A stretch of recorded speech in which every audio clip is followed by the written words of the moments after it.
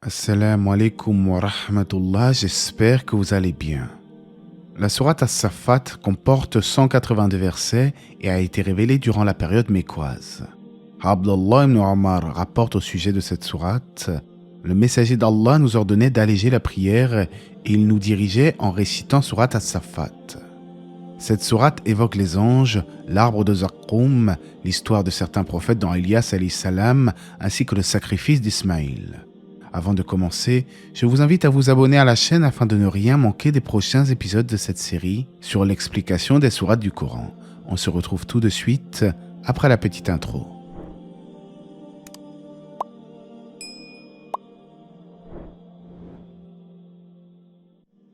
La sourate s'ouvre sur des versets où Allah jure par ses nobles anges célestes, par ceux qui sont rangés en rang, par ceux qui poussent les nuages avec force, par ceux qui récitent en rappel.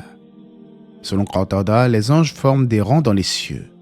En fait, on peut déduire des textes islamiques qu'Allah aime l'ordre, et c'est ainsi que le prophète alayhi salam exhortait les musulmans à bien serrer les rangs en prière, tout comme le font les anges. Malheureusement, on voit beaucoup de musulmans aujourd'hui qui forment des rangs irréguliers dans les mosquées. Or, il fait partie de la sunna d'être bien aligné et de ne pas laisser d'espace. On rapporte en ce sens du prophète alayhi salam: ô serviteurs d'Allah, si vous n'ajustez pas vos rangs, Allah sèmera la discorde entre vous. Pour rappel, les anges sont des créatures d'Allah qui exaltent son unicité et l'adorent sans jamais se lasser. Ils ne disposent pas de libre arbitre, contrairement aux êtres humains. Allah nous rappelle ensuite la création des étoiles dans le ciel, ainsi que la lapidation des démons qui tentent de dérober des informations aux anges. J'avais déjà détaillé ce sujet dans l'explication de la sourate Al-Hijr. Petite parenthèse scientifique. Concernant les étoiles présentes dans le ciel nocturne, cela est une preuve manifeste de l'existence d'Allah et du fait que l'univers n'est pas éternel. C'est ce qu'on appelle en science le paradoxe d'Olbert. En effet, observer loin dans l'espace équivaut à contempler le passé, car la lumière des étoiles ne nous parvient pas instantanément, mais met du temps à nous parvenir. Même le soleil lui-même, nous ne le percevons que tel qu'il l'était il y a 8 minutes, car la vitesse de la lumière est limitée. Si l'univers était infini et que toutes les étoiles étaient présentes depuis toujours, la lumière de chaque étoile aurait dû nous atteindre, et le ciel serait complètement lumineux, même de nuit. Cependant, ce n'est pas ce que nous observons. Les étoiles les plus éloignées n'ont pas eu assez de temps pour nous envoyer leur lumière, ce qui prouve bien que l'univers a un commencement et n'est pas éternel. Au verset 11, Allah interpelle les mécréants qui renient la résurrection. Sont-ils plus difficiles à créer que le reste de la création? Allah dit à cet effet dans un autre verset: la création des cieux et de la terre est quelque chose de plus grand que la création des gens. Puis au verset 12, il est dit: mais tu t'étonnes, et il se moque. Cela signifie que le prophète alayhi salam s'étonne du démenti de ses incroyants au sujet de la résurrection. De surcroît, non seulement il n'y croit pas, mais il se moque de cette réalité. Dans tous les cas, les incroyants sont connus pour la moquerie, que ce soit dans le passé ou même aujourd'hui. Ils se moquent du Coran, des hadiths du prophète et de Dieu de manière plus globale. C'est la triste réalité. Le Créateur est un sujet de plaisanterie pour les gens. Dieu, on l'a jamais vu votre Dieu. Mais cependant, au jour du jugement, les infidèles se rejetteront mutuellement la faute. Allah leur promet alors un châtiment douloureux pour avoir rejeté la vérité avec arrogance. Quant aux serviteurs d'Allah dévoués, ils entreront au paradis jouissant de toutes sortes de délices pour y demeurer éternellement. Allah mentionne ensuite le cas de 2 hommes. L'un était croyant tandis que l'autre reniait la résurrection. L'un d'eux dira: j'avais un compagnon qui disait: es-tu vraiment de ceux qui croient? Est-ce que quand nous mourrons et serons poussière et ossements, nous aurons à rendre des comptes? Finalement, lorsque le croyant du haut du paradis pourra apercevoir cet ancien compagnon, il s'exclamera: par Allah, tu as bien failli causer ma perte. C'est-à-dire que sans la grâce d'Allah, j'aurais été égaré comme tu l'as été et je n'aurais pas été introduit au paradis. D'ailleurs, au sujet du paradis, Allah nous dit ensuite: est-ce que ceci est meilleur comme séjour ou l'arbre de Zaqqum? Zaqqum est un arbre qui se trouve au milieu de l'enfer où il prend racine au sein de ce dernier. C'est notamment la vie de Chersardi. Son essence est de feu et ses fruits sont comparables à des têtes de diable qui n'apaisent pas la faim. En fait, les damnés seront contraints d'en manger. Lorsque les polythéistes à l'époque du prophète alayhi wassalam entendaient parler de ce genre de versets, ils s'en moquaient. Mujahid rapporte qu'Abu Jahal disait « Zakkoum n'est que les dattes et la mousse que j'ingurgite ». Le verset 63 nous indique que l'arbre de Zakkoum est en réalité une épreuve pour les gens, et Mujahid pense que cela fait allusion au démenti des polythéistes. Ce fut donc une épreuve dans le sens où, comme le voyage nocturne, il est évident que les mécréants sont les premiers à se moquer de la vérité. Cheikh Saadi se contente de dire qu'il s'agit d'un châtiment pour eux. Après avoir mangé de l'arbre de Zakkoum, les infidèles boiront une eau bouillante immonde avant de retourner à la fournaise. C'est-à-dire que les gens de l'enfer feront des va-et-vient entre le brasier et une eau bouillante, comme Allah nous le dit dans Surat Ar-Rahman. Ils feront le va-et-vient entre lui, l'enfer, et une eau bouillante. À partir du verset 75, Allah relate le récit de certains de ses prophètes et messagers. Nous avions déjà vu ensemble dans les épisodes précédents ce qu'il en était de l'histoire de Noé, de Moïse, de Lot et de Jonas. En revanche, il est fait mention dans cette sourate du sacrifice d'Ibrahim alayhi salam à Abraham. Il fut sommé par son Seigneur de sacrifier son propre fils et tous deux se résignèrent à l'ordre d'Allah avec foi et soumission.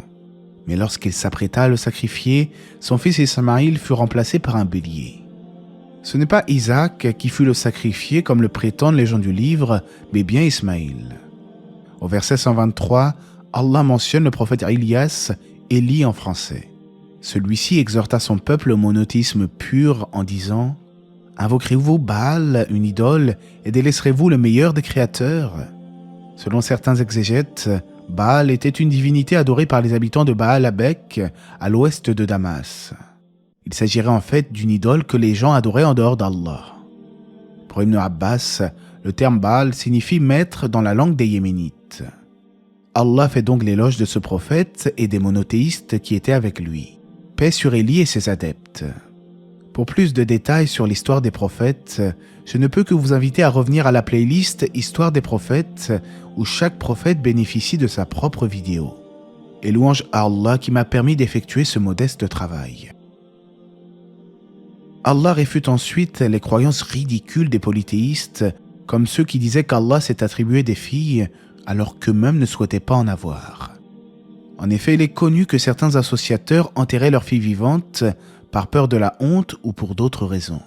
C'est pour ça qu'Allah nous dit « Pose-leur donc la question, ton Seigneur aurait-il des filles et eux des fils ?» Ils ont également qualifié les anges d'êtres féminins alors que leur sexe n'est nullement précisé par le Créateur. En effet, les anges sont des êtres créés de lumière, ni masculins ni féminins. Les polythéistes disaient également qu'Allah a engendré et cette croyance est répandue de nos jours. Ils ont été jusqu'à dire dans leurs bêtises, comme l'indique le verset 158, qu'il a un lien de parenté avec les djinns.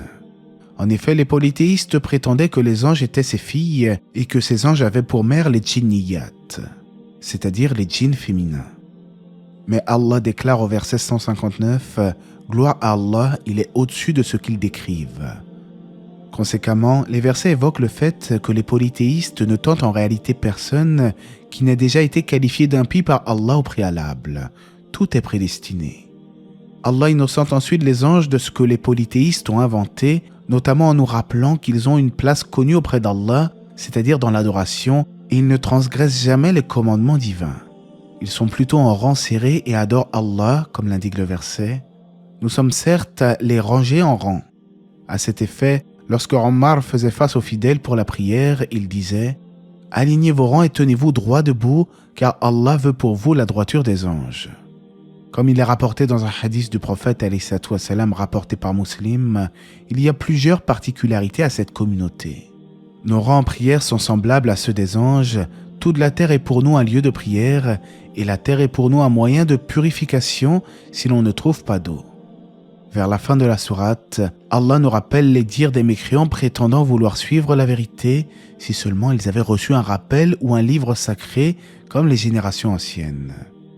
Mais ce sont des menteurs invétérés car lorsque le Coran fut révélé, ils s'en détournèrent. Allah évoque ensuite le fait que les croyants seront victorieux et exhorte le prophète à s'éloigner des injustes qui refusent d'accepter la vérité. Après avoir rappelé dans cette sourate les innombrables propos malveillants et les blasphèmes des polythéistes, Allah se désavoue de ces accusations en disant « Gloire à ton Seigneur, le Seigneur de la puissance. Il est au-dessus de ce qu'ils décrivent, et paix sur les messagers, et louange à Allah, Seigneur de l'univers. » Et paix sur les messagers, car ils sont innocents de tous ces propos prononcés par les incroyants. Et louange à Allah, Seigneur de l'univers. Il est celui qui dispose des plus beaux noms et attributs. Il n'a pas engendré et n'a pas été engendré non plus, et nul n'est égal à lui. Nous avons vu ensemble dans cette vidéo l'adoration des anges et le fait qu'ils adorent leur Seigneur côte à côte et de manière ordonnée. À nous de prendre exemple et de ne pas nous disperser pour la prière, car sinon nos cœurs seront dissipés. Il est aussi fait mention de l'arbre de Zakkoum, un arbre infernal situé en enfer, juste rétribution pour les infidèles. Allah blâme également les polythéistes et leurs inventions à de nombreuses reprises en nous rappelant leur caractère erroné. Et Allah sait mieux. J'espère que ce rappel vous aura été bénéfique, que la paix et les bénédictions d'Allah soient sur le prophète, sa famille et ses compagnons.